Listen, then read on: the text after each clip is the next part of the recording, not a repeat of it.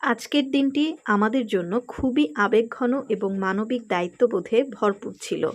Piece international human রাইটসের পক্ষ থেকে আমরা গিয়েছিলাম এক অত্যন্ত অসহায়, শারীরিকভাবে প্রতিবন্ধী এক মায়ের খোঁজ নিতে, যার জীবন সংগ্রাম সত্যি হৃদয় ছুঁয়ে যায়। এই মায়ের কোমর পর্যন্ত শরীর স্বাভাবিক থাকলেও 2 পা নেই, সারাক্ষণ বসেই থাকতে হয়। এই অবস্থায় গর্ভধারণ ছিল তার জন্য অত্যন্ত ঝুঁকিপূর্ণ। চিকিৎসকদের মতে নির্ধারিত সময় পর্যন্ত অপেক্ষা করা সম্ভব ছিল না, তাই কয়েক সপ্তাহ আগেই জরুরি সিজারের মাধ্যমে বাচ্চাকে বের করতে হয়েছে। জন্ম নেওয়া শিশুটির ওজন মাত্র 1 কেজি 200 গ্রাম, যাকে জন্মের সঙ্গে সঙ্গে এনআইসিইউতে নিতে হয়।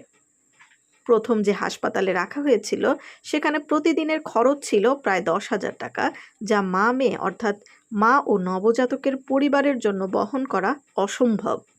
পরে শিশুটিকে চট্টগ্রাম মেডিকেলে স্থানান্তর করা হয়। এখানে অনেক ভালো চিকিৎসা পেলেও নবজাতকের অবস্থা বেশ নাজুক ছিল। চিকিৎসকরা সর্বোচ্চ চেষ্টা করেন এবং কিছুটা স্থিতিশীল হওয়ার পর বাচ্চাকে মায়ের কাছে রাখা হয়। আমরা পিস ইন্টারন্যাশনাল হিউম্যান রাইটসের একটি টিম আজকে গিয়ে তাদের অবস্থার খোঁজ নিয়েছি।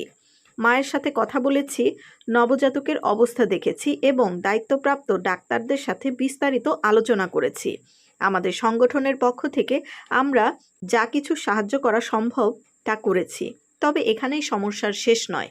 ডাক্তাররা জানিয়েছেন রিলিজের সময় একটা বড় অঙ্কের টাকার প্রয়োজন হবে এবং বিষয়টি নিশ্চিত করার জন্য সকালে আবার বড় ডাক্তারদের সাথে দেখা করতে বলেছেন। তাই আমরা আবারও সেখানে যাব এবং প্রয়োজনীয় পরবর্তী পদক্ষেপ নেব। এই যাত্রা শুধু সাহায্য নয়, এটা মানবতার প্রতি আমাদের অঙ্গীকার। সমাজের অসহায় মানুষের পাশে দাঁড়ানোই পিস ইন্টারন্যাশনাল হিউম্যান রাইটসের মূল লক্ষ্য এবং আজকের অভিজ্ঞতা সেই দায়িত্ব আরও গভীরভাবে অনুভব করিয়েছে।